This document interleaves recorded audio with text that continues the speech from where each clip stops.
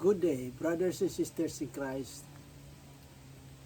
Si Pastor JC ito. Nandito kami ngayon sa aming farm sa bukid. Naisipan namin dito kami magbasa ng mga salita ng Diyos ayon sa Biblia. Hindi nyo itatanong bakit ba nandito kami ngayon sa bukid. Kasi ganito yun eh. Ito naman kasi parang preparasyon namin sa hinaharap. Ayon sa Biblia, magkakaroon tayo ng isang gobyerno. Yung sinasabi ng one world government. Saka one world religion. Ayan yan. Kasi sinasabi ng Biblia sa Revelation chapter 13 verse 16, basahin natin, sis, pakibasa mo sa English. And he causeth all, both small and great, rich and poor, free and bond, to receive a mark in their right hand or in their foreheads. Sa Tagalog, sabi niya rito, at ang lahat, maliliit at malalaki at mayayaman at mga dukha, at ang mga laya at ang mga alipid ay pinagbigyan ng isang tanda sa kanilang kanang kamay o sa noo. Ito po ang mangyayari kasi pagdating po sa sinasabing pagtatanda o sa noo, kasi ituloy natin sa 17, Revelation chapter 13 verse 17. Ano sabi niya? Sis, pakibasa mo sa English. And that no man might buy or sell, save he that had the mark, or the name of the beast, or the number of his name. Sa Tagalog po, ito po yun. At nang huwag makabili o makapagbibili ang sinuman kundi siyang mayroong tanda sa makatwid ay ng pangalan ng hayop o bilang ng kanyang pangalan. Ito po mga kapatid yung sa loob po ng isang mundong gobyerno na yan. Yan po ay pamamahalaan ng false Christ na darating. At makikita mo po ay sinasabi rin po ng Biblia na yung ating mga nangyayari ngayon na parang magulo ang mga bansa, maging dito nga sa atin, hindi magkasundo-sundo ang ating mga nakahupo. Kasi sinasabi, ito ang nakasabi ng Biblia, ito na yung mga kaguluhan. Kasi sa ibang pasis ng Biblia, sinasabi niya na darating ang araw, tatanggalin ng Panginoon ang pagkakaunawaan ng mga bansa. O kita mo, mga tao at bansa. Diba? Pag kung nagkagulo na ho yan, nagkaroon ng gera, yung false Christ po, yan po ang tamang panahon para i-introduce po yung false Christ. Ayan po sa Biblia, siya lang ang makapagpapatigil lahat ng gulo. Ngayon po, ang masakla po rito, sinasabi, binasa po natin sa 16, sinasabi po niya na at ang lahat, maliliit at malalaki, at mayayaman at mga dukha, at mga laya at ang mga alipin ay pinagbigyan ng isang tanda sa kanilang kanang kamay o sa noo. Ang ibig po sabihin sa maliliit at malalaki, ibig sabihin po rito mayaman at pobre. Sila po ay tatanggap ng binigyan ng isang tanda sa kanilang kanang kamay o sa noo. Bakit?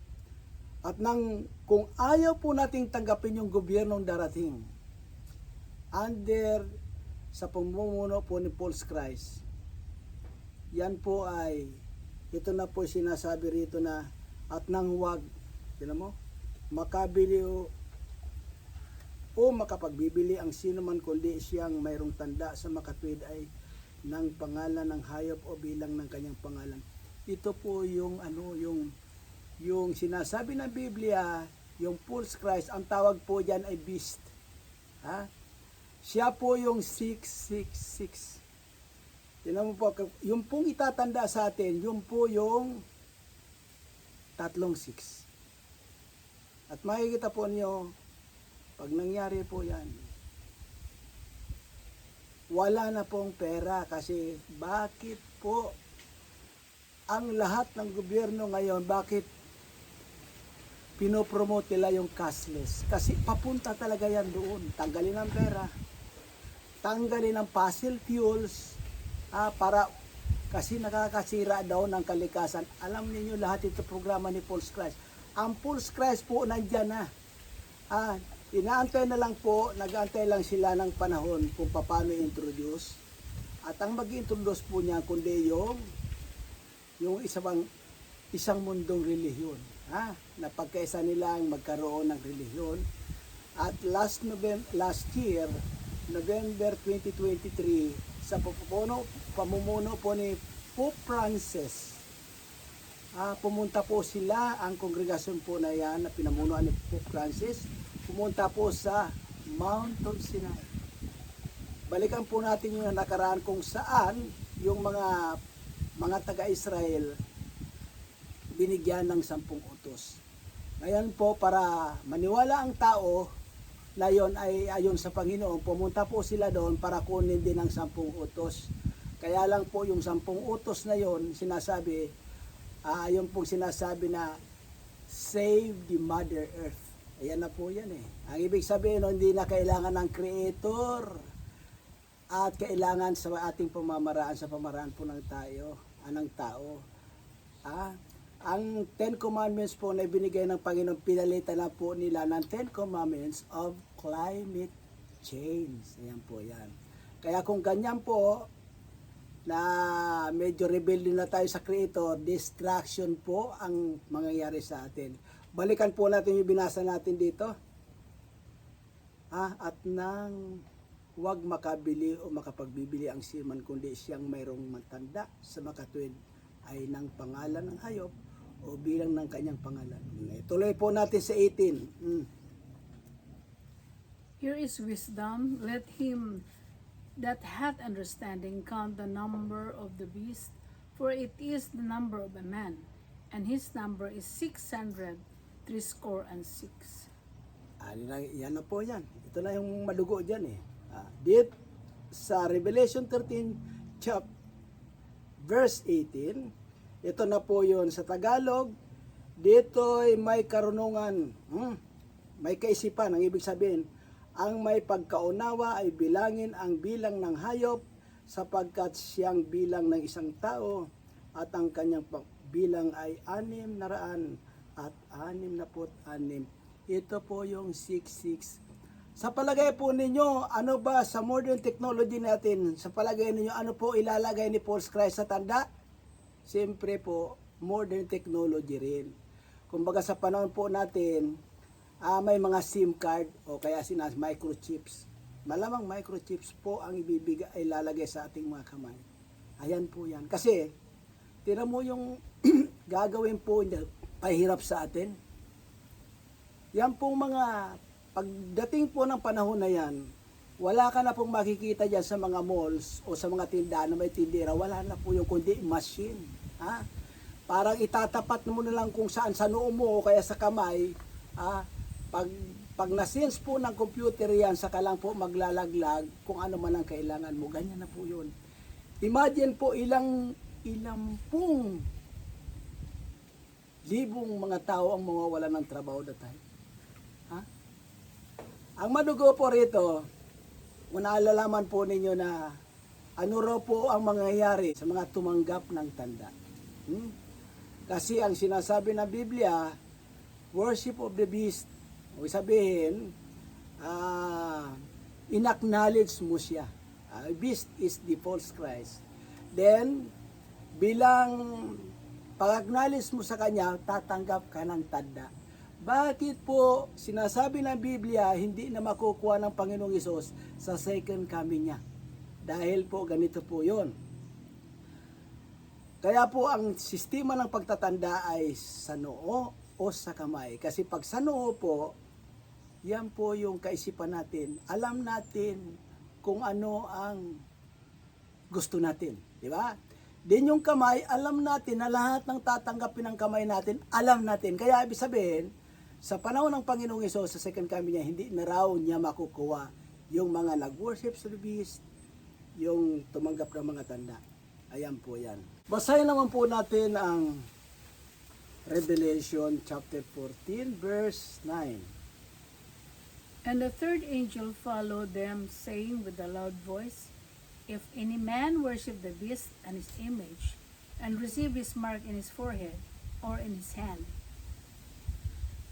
Sa Tagalog po sinasabi niya rito, at ang ibang anghel, ang pangatlo ay sumunod sa kanila, na nagsasabi ng malakas na tinig, kung ang sino man ay sumamba sa hayop at sa kanyang palarawan, at tumanggap ng tanda sa kanyang noo o sa kanyang kamay.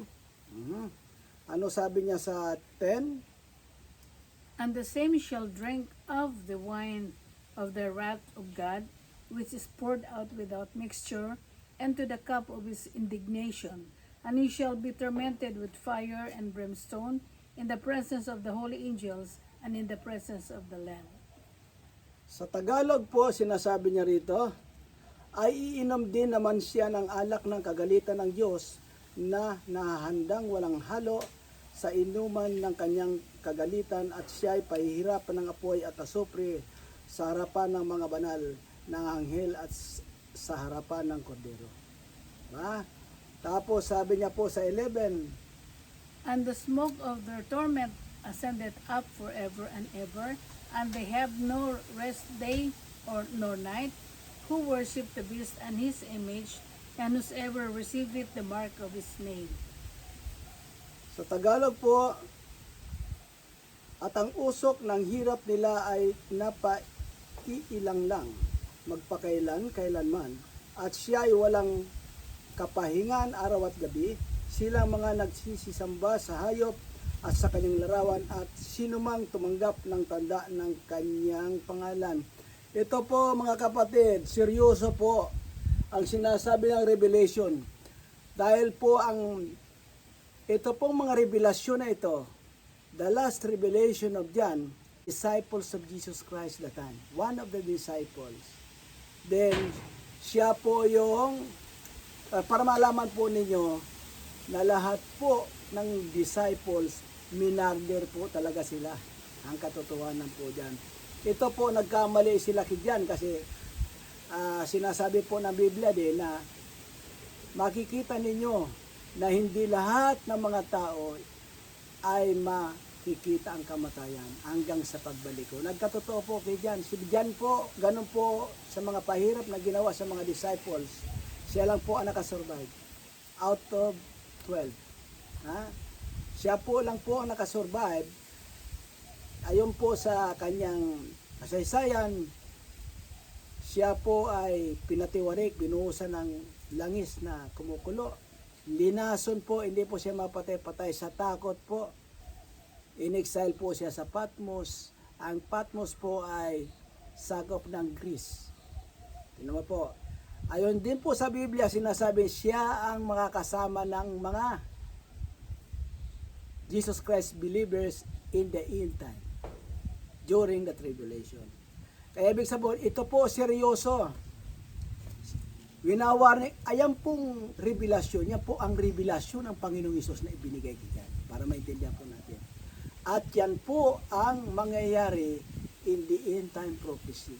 Kaya po, dapat po sinasabing maging mga panuri at magmatyag tayo sa palipaligid, kasi sinasabi po, nagtanong ang mga disciples sa Panginoong Hesus kung ano, kailan siya darating. Sinasabi niya, look for the sign.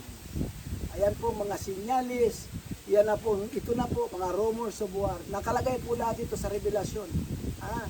Rumors of war, darating po pag may gera, yan po sinasabing rumors of war, magiging katotohanan po, magigera talaga yan. Then during yung paggera, siyempre hindi mawawala talaga yung kahirapan, kagutuman at mga sakit. Ayan po yan, nakalagay po lahat sa Biblia yan. Kaya lang po, ganito yan, prior sa kanyang pagdating, sinasabi niya,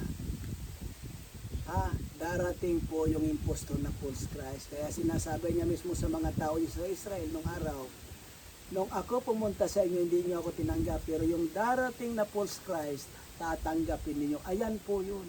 Kaya kung hindi po tayo mapagbasa ng Biblia, at ito po, binasa po natin, basahin po ninyo para hindi po kayo mapahama, kasi Sinasabi po ng Biblia, hindi nagbibiro ang Panginoong Hesus. Kung siya po pumunta rito, meek and humble. Sa pagdating niya po rito, hindi po mangyari kundi judgment. Kaya sinasabi sa ibang passage ng Biblia, sabi ng Panginoong Hesus, I will burn all, including men. Diba? Yung mga wicked, yung mga pilosopo at ayaw maniwala sa kanya, yan po, wawakasan niya talaga. Kaya lang po, ito po ang reality ng buhay. Yung pong sinasabi niya rito, na hindi na makukuha ng Panginoon doon po sa dadalhin po ron sa fire and brimstone, sa the lake of fire. Ayon po sa Biblia, yan po sa ngayon ay empty, wala pong nakalagay doon, wala pa pong nailagay doon. Iba po yan sa impyerno, ayon sa Biblia. Yan po ay final destination na ginawa ng Panginoon para lang sa mga angels na mga nagrebelde sa langit na pinamunuan po ni Lucifer, o Satan, demons, ganun lang po yon. Kaya lang po, napasama yung mga disciples niya. Ano po yung mga disciples? Kundi yung mga taong hindi nagsisisi, puro ka gulo at kasamaan ang ginagawa sa mundo. Yan na po. Kasi pag wala po tayo sa Panginoon, kaya sinasabi niya kung wala raw ang Panginoon sa ating buhay, puro po magulo at distraction po. Abutin natin yan. Dapat po nating malaman na lahat po nating tinatamasa dito sa mundong ito ay puro po ito kasinungalingan. Kaya in fact po, ganito po lang simpleng paliwanag po dyan. Bakit po tayo ay tumatanda? Ibig sabihin po, bakit ang panahon pa iba-iba? Kasi po, is a temporary. Hindi po ito totoo yung sinasabing vanity. Everything in this world is vanity. Kaya ibig sabihin, kung magpapakaloko tayo sa mundong ito, nandyan po yung pera, kapangyarihan, kasikatan. Hindi po natin madadala sa hukay itong mga ito kasi sinasabi ng Biblia, nung tayo po ay ipinanganak dito, o kaya in other words, napunta tayo sa mundong ito nakahubad, in reality po, pag tayo namatay, nakahubad din. Wala tayong dadaling. Bagkus po yung kaluluwa natin, siya po mananagot. Kasi sinasabi niya po sa Romans chapter 6 verse 23, sinasabi, there is appointed time to everyone's to die, then judgment. Kaya po, laging may judgment. Kaya, yun po ang reality ng buhay. Sabihin, hindi po ito ang buhay talaga natin. Dito po, binigyan tayo ng, ayon sa Biblia, how good is God? Binigyan tayo ng free will. Free will. Kung anong gagawin natin, okay sa atin. Pero pag tayo po namatay, yun po ang sinasabing tunay na buhay natin, yung sinasabi, glorious body. Ayan po yung body nila Adan sa kasi Eva nung hindi pa nagkakasala. Babalik po tayo doon. Pag bumalik po tayo doon, alam po ba ninyo, ayon sa Biblia, wala na pong hangganan, wala pong kamatayan. Kung ano po itsura natin doon, wala na pong kamatayan yun. Kasi sinasabi ng Biblia, there are only two ways when we die. Ano po yun? Good and bad environment. Yan po. Yung good environment po, yung sinasabing paradise, yung pong paradise is temporary place for the believers of Christ. Then later on po, kukunin ng Panginoon para dalhin sa heaven. Ayan po yan. Ang masakla po dito, yung bad environment is hell. Yung impyerno po, ang impyerno po, marami yung pinangalan po dyan. Yan nasabing grave, abyss, Hades, Gehenna, Sheol, marami. Pero impyerno po yun. Impyerno. At sinasabi po ng Biblia na in the day of judgment ng Panginoon, yan pong impyerno, yan po si kamatayan, yung death, itatapon na po, including Satan and his angels, saka po yung mga tumanggap sa mga tanda, at nag-worship sa beast. Ibinasa po natin, alive po silang itatapon ng Panginoon sa the lake of fire. Ang the lake of fire po, composed po yan ng brimstone. Ha? Fire and brimstone.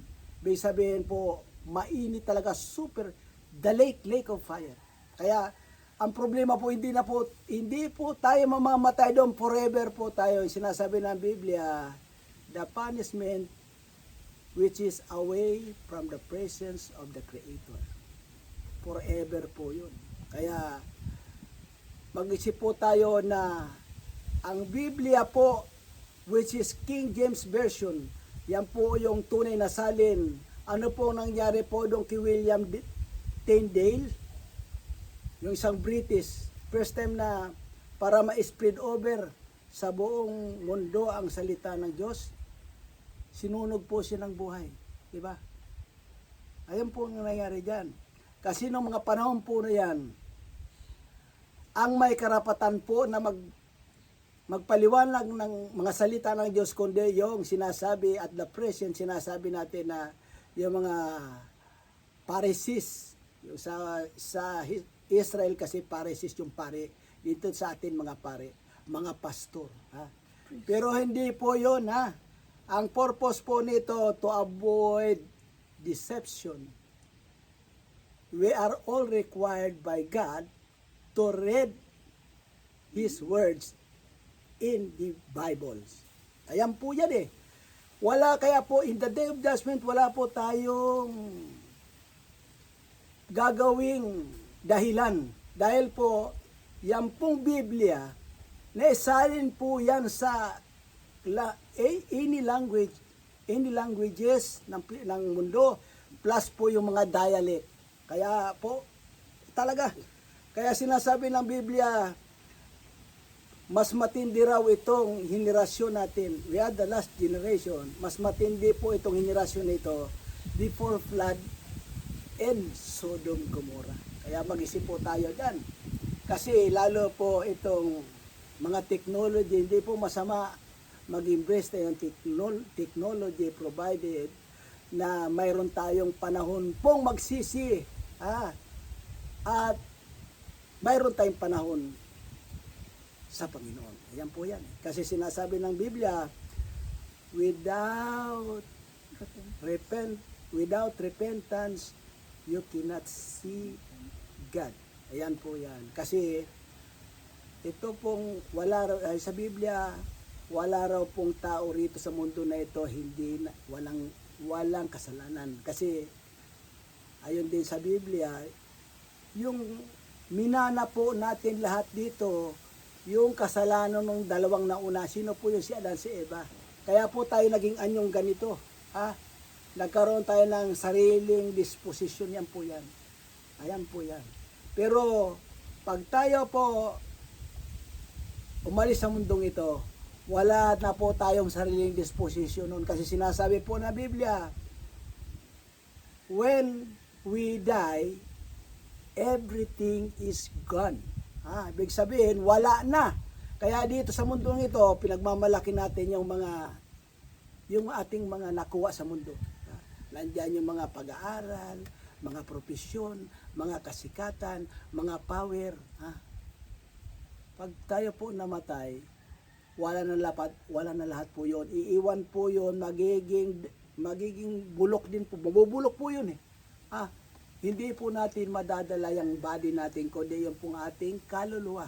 Yung spirit na which is, yung spirit po na yon, spirit being, imagine po natin na nung ginawa si Adan, ayun po ang body, ayan po tinatawag na espiritu, the glorious body.